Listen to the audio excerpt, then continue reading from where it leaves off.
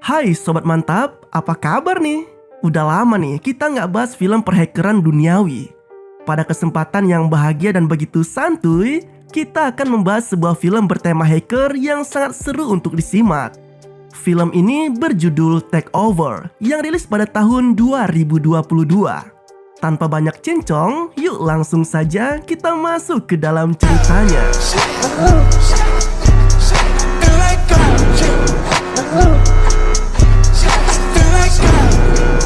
Di pangkalan militer Angkatan Udara milik Belanda, sebuah mobil nampak memasuki area dengan penjagaan ketat di tempat itu.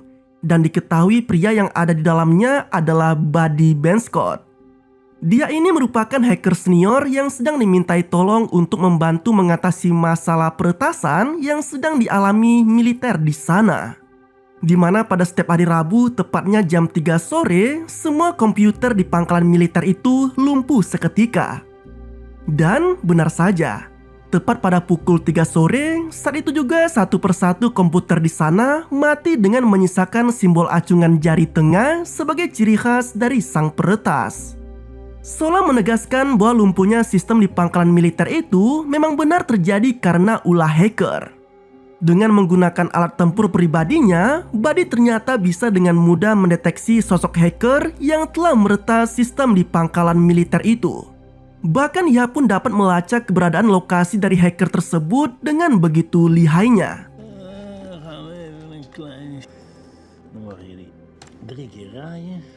Tanpa membuang waktu, Buddy dan sejumlah anggota polisi pun lantas mendatangi tempat tersebut.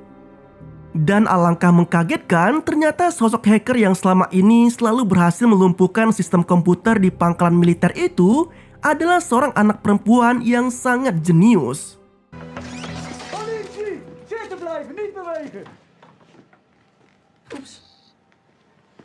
Meski awalnya tak mau mengaku tentang aksinya selama ini, namun perempuan berusia 16 tahun itu akhirnya mengakui perbuatannya setelah ia menyadari bahwa sosok yang ada di depannya adalah sosok Buddy, sosok hacker yang selama ini dikaguminya.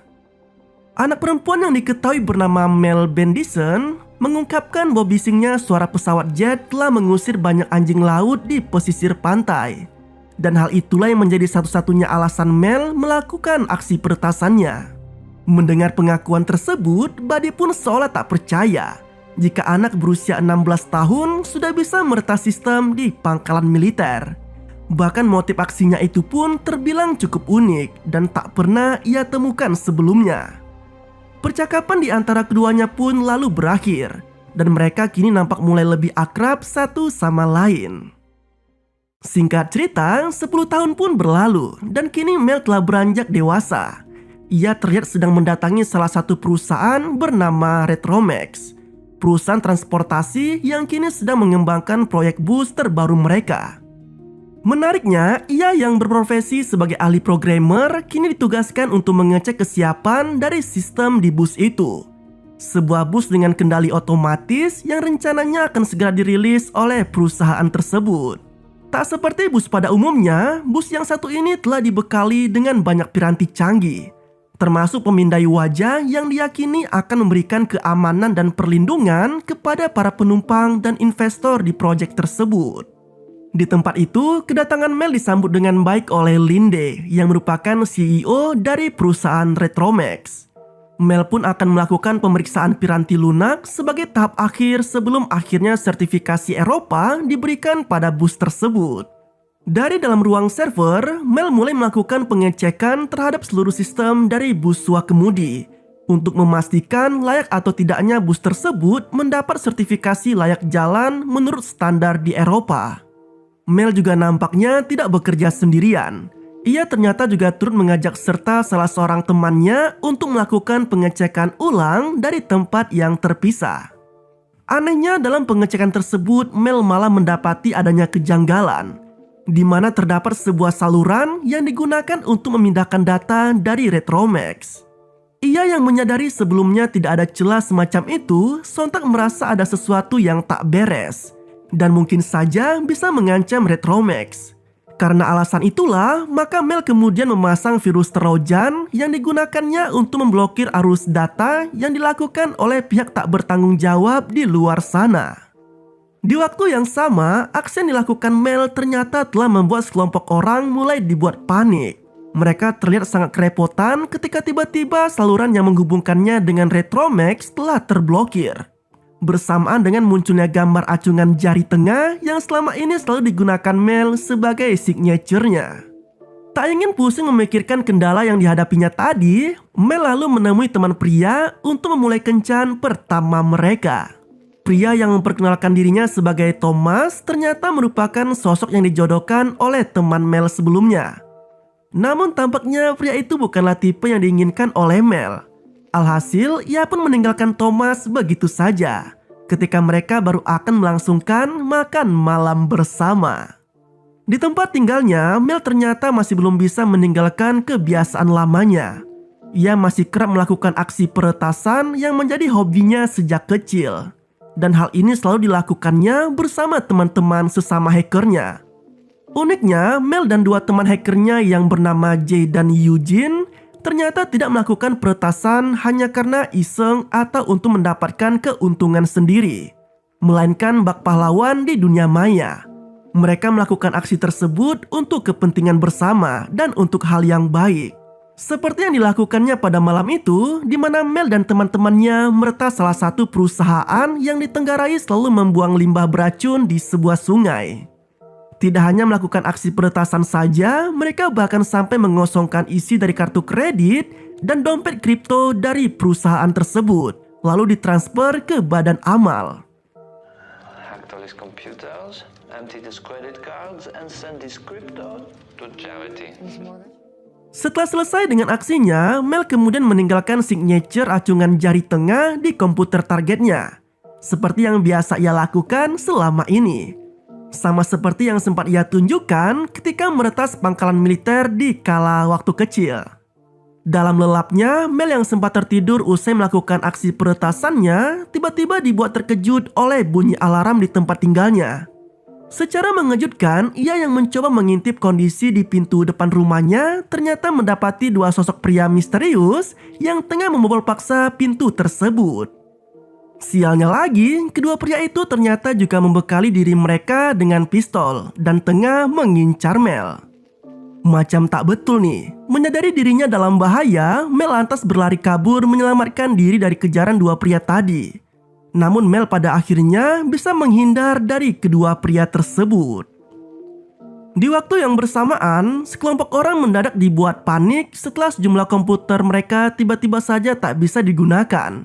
Bersama dengan munculnya gambar acungan jari tengah yang seolah menjelaskan bahwa mereka adalah sekumpulan orang yang selama ini terus berusaha mencuri data dari Retromax.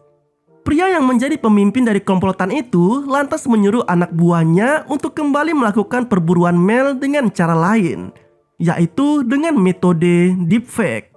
Alhasil pemindaian wajah Mel pun dilakukan. Dan mereka menggunakannya untuk manipulasi video penembakan hingga seolah-olah hacker wanita itulah yang menjadi pelaku dari penembakan tersebut. Merasa terancam, Mel lalu mendatangi kantor polisi berniat untuk menceritakan pengalaman buruknya di malam tadi. Ia pun disambut baik oleh seorang detektif bernama Dress. Namun sayangnya, aksi peretasan yang kerap dilakukan Mel selama ini jelas tak mungkin ia ceritakan begitu saja. Ia malah cenderung pasif dan terkesan enggan menceritakan secara gamblang tentang masalah yang ingin diadukannya. Sialnya, Mel malah mendapati dua pria yang sempat memburunya tadi sedang sama-sama mendatangi kantor polisi. Bahkan mereka terlihat sangat akrab dengan petugas di sana. Kepanikan pun makin menjadi-jadi ketika Mel malah melihat adanya bukti peretasan yang sempat dilakukannya. Sama seperti kertas-kertas yang sempat ia tempelkan di dinding rumahnya. Merasa dirinya terancam, Mel akhirnya menyelinap kabur keluar dari tempat tersebut. Dalam kondisi yang bingung dan tak memiliki tujuan, Mel lalu mendatangi Thomas dan mulai menghubungi Jay untuk menceritakan masalahnya. Namun ternyata hal itu tak bisa dilakukannya lama-lama, karena tiba-tiba saja dua pria misterius itu ternyata malah sudah berada di depan rumah Thomas. Keduanya bahkan tak ragu melepaskan tembakannya mengarah ke dalam rumah itu. Sontak Mel dan Thomas pun akhirnya memutuskan untuk kabur secepat mungkin. Tak berhenti sampai di situ, upaya kabur yang dilakukan Mel dan Thomas agaknya tidak akan mudah seperti yang mereka harapkan. Karena ternyata kini wajah Mel malah terpampang di banyak berita media dengan memuat video aksi penembakan yang dilakukannya. Namun Mel yang merasa tak pernah melakukan aksi penembakan itu sontak meyakini jika video tersebut hanyalah hasil editan semata yang dilakukan oleh sekelompok orang yang tengah memburunya dengan metode deepfake.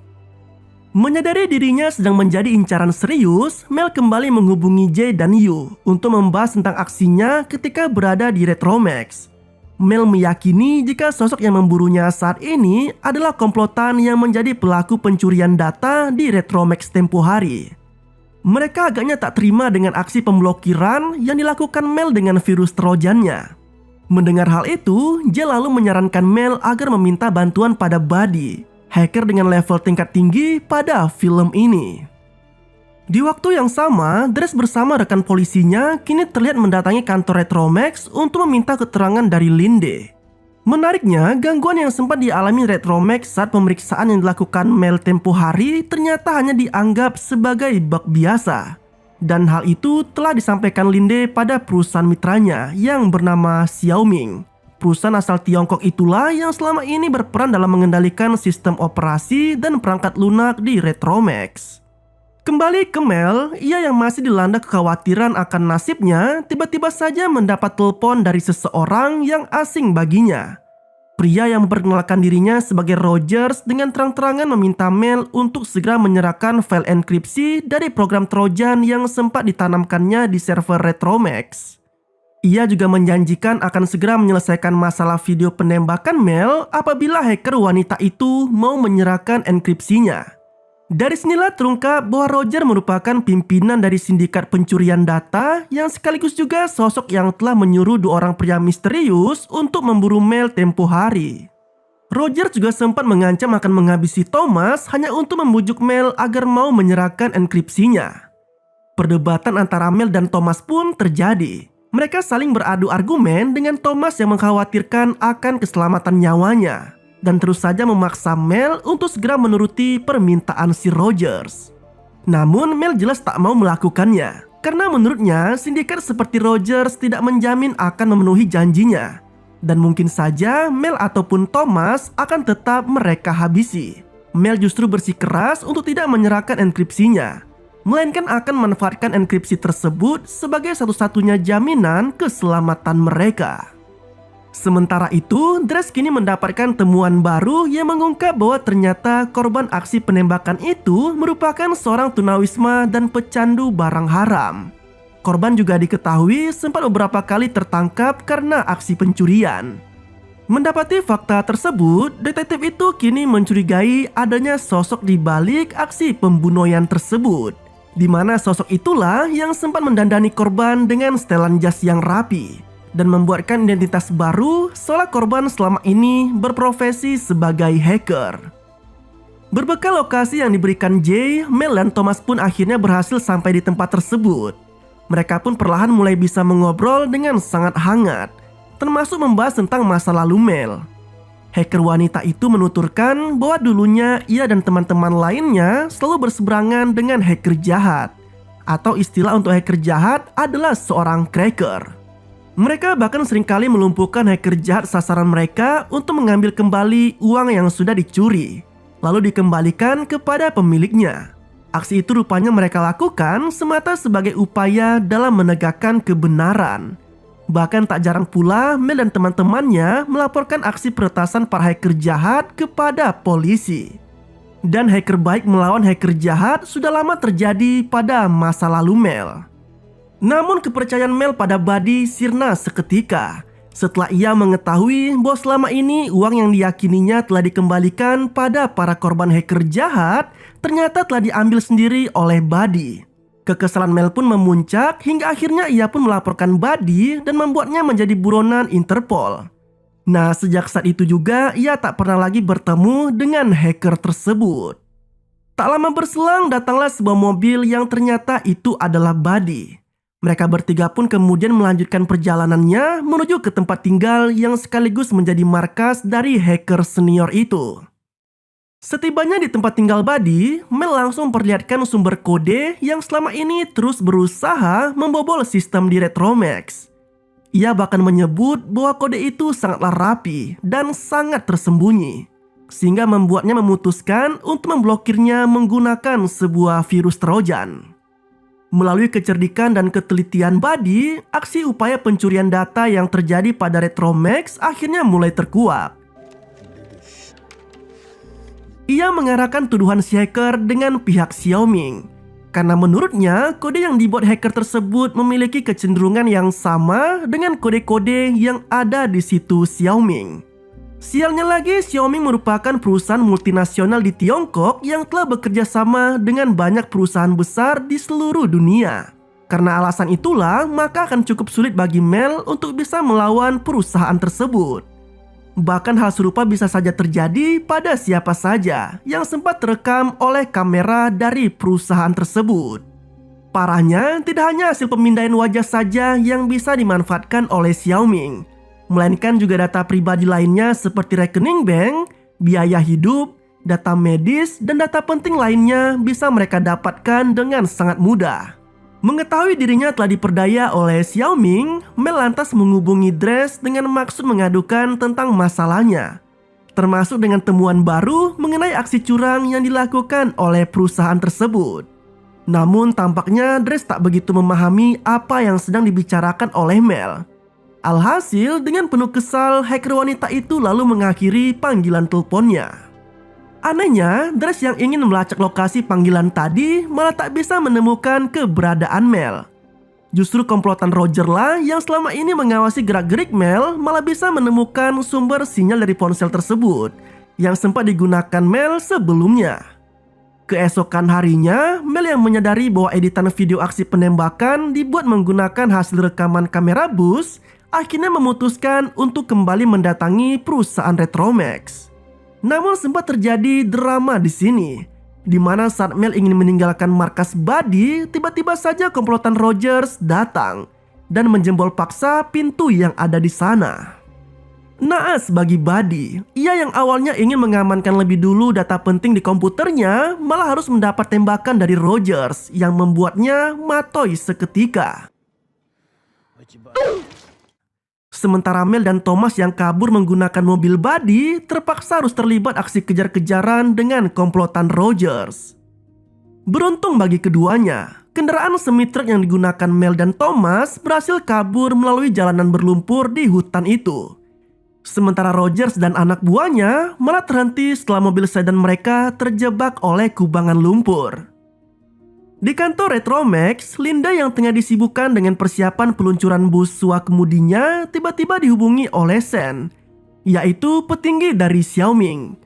Dari sinilah terungkap jelas bahwa selama ini Retromax hanyalah sekedar mitra dari perusahaan asal Tiongkok itu saja. Sedangkan Linde tak tahu menahu tentang masalah perangkat lunak yang ada di bus terbarunya. Namun karena kedatangan berulang kali polisi ke kantornya, maka Linde pun kesal dan mempertanyakan lagi terkait keamanan dari bus kemudi di Retromax, termasuk dengan Mel yang diyakininya terlibat dalam masalah kali ini. Bukannya mendapat kejelasan dari Sen, Rogers yang tiba-tiba masuk dalam panggilan video itu seketika mengacam Linde untuk tetap melakukan pekerjaannya dengan meluncurkan bus Retromax di hari itu. Rogers bahkan mengancam keselamatan Linde jika tak mau bekerja sama dengan Xiaoming. Kembali ke Mel, ia yang masih tak percaya dengan kematian Buddy malah mendapati Thomas yang ternyata diam-diam telah menghubungi kepolisian. Sontak Mel pun marah dan pertengkaran di antara mereka pun terjadi. Hacker wanita yang kesal itu pun lalu memutuskan untuk pergi sendiri ke Retromax tanpa ingin melibatkan Thomas lagi dalam kasus kali ini. Sementara Thomas yang sendirian kini didatangi oleh sejumlah anggota polisi termasuk Dres.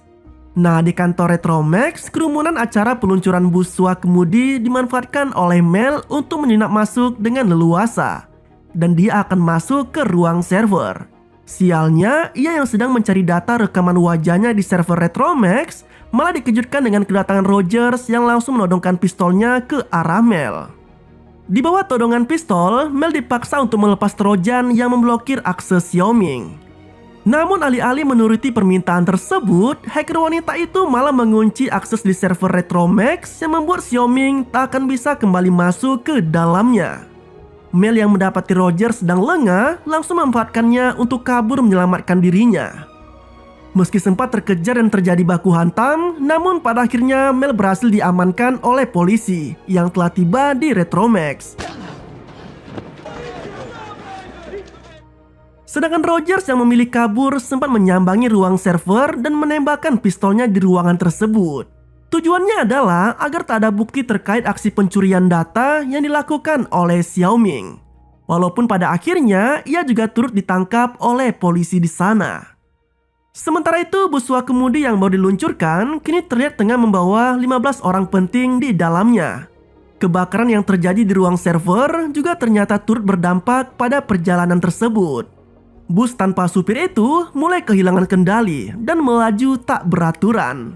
Sedangkan Mel yang mengetahui kondisi bus Wakemudi tengah mengalami gangguan, lalu meminta bantuan Jay dan Yu untuk meretas sistem kendali bus itu dan mengamankan semua penumpang di dalamnya. Namun upaya tersebut tak bisa dilakukan dengan mudah, sebab kerusakan server mengharuskan mereka untuk menempatkan transceiver ke dalam bus agar bisa mengaksesnya dari kejauhan. Beruntung bagi Mel, ia yang masih mencari cara untuk menempatkan alat tersebut tiba-tiba saja dihubungi oleh Thomas yang kebetulan juga membawa transceiver di dalam mobil mendiang Buddy. Di sisi lain, jembatan yang juga menjadi alur perlintasan bus Wakemudi ternyata malah diretas oleh anak buah Rogers yang membuat jembatan itu terangkat dan terbelah. Setelah mendapatkan arahan dari Mel, dengan penuh perjuangan Thomas yang berhasil masuk ke bus tersebut akhirnya bisa memasang transceiver tanpa kendala, yang kemudian bisa diakses oleh Mel. Beruntung bagi mereka semua, bus yang mulai memasuki jembatan yang mulai terangkat akhirnya bisa terhenti tepat di ujung dari patahan jembatan tersebut. Nah, tak ingin menyia-nyiakan kesempatannya, Mel yang masih bersama Dres lalu memperlihatkan video asli dari aksi penembakan yang sempat menyeret namanya. Hacker wanita itu juga menjelaskan bahwa video tersebut telah diedit dengan memanfaatkan hasil rekaman wajahnya di bus Wakemudi tempo lalu, seolah menegaskan bahwa Mel bukanlah sosok dari aksi pembunuhan itu. Uniknya, ketika Mel mulai beranjak meninggalkan Retromax dan menjumpai Rogers yang tengah ditangani oleh petugas medis, saat itu juga hacker perempuan tersebut mengacungkan jari tengahnya sebagai simbol keberhasilan sekaligus juga signature atas semua aksinya selama ini. Nah, singkat cerita, setelah melalui perjuangan yang melelahkan bersama Thomas, Mel kini nampak mulai dekat dan menjalin hubungan spesial dengan pria tersebut. Mereka yang sedang asik berada di sebuah tempat makan tiba-tiba mendapat kiriman video dari Buddy. Menariknya dalam video tersebut, Buddy menjelaskan bahwa ia telah mengantisipasi semua hal buruk yang mungkin saja bisa terjadi padanya, termasuk kematoyan. Maka dari itu, ia pun membuat video tersebut untuk dikirimkannya pada Mel suatu saat ketika ia telah tiada. Buddy juga mengungkapkan bahwa sebagian besar uang yang sempat diambilnya dalam aksi peretasan mereka ternyata telah ia gunakan untuk membangun jaringannya sendiri. Namun itu semua ia buat hanya untuk Mel seorang dan bisa digunakan oleh hacker wanita itu untuk tujuan apapun, termasuk untuk mengubah dunia. Mengetahui video tersebut, Mel seolah tercerahkan dan baru menyadari jika selama ini Buddy yang dianggapnya sebagai sosok pengkhianat ternyata malah telah merancang hal besar, dan itu untuk kepentingan mereka bersama. Di akhir film, nampak hubungan antara Mel dan Thomas yang kini semakin mesra. Keduanya terlihat sudah sama-sama memahami karakter masing-masing dan siap menerima apapun resiko dari kedekatannya itu. Menariknya, Thomas yang selama ini terlalu anti pada dunia maya, terlebih dengan aksi busuk para hacker, ternyata mulai mendukung profesi pasangannya itu. Bahkan ia sendiri seolah berjanji untuk ikut membantu dalam aksi Mel selanjutnya. Dan film ini pun berakhir dengan begitu santuy. Jika sobat suka dengan kisah-kisah seperti ini, jangan lupa untuk share video ini ya. Terima kasih telah menonton, sampai jumpa pada video selanjutnya.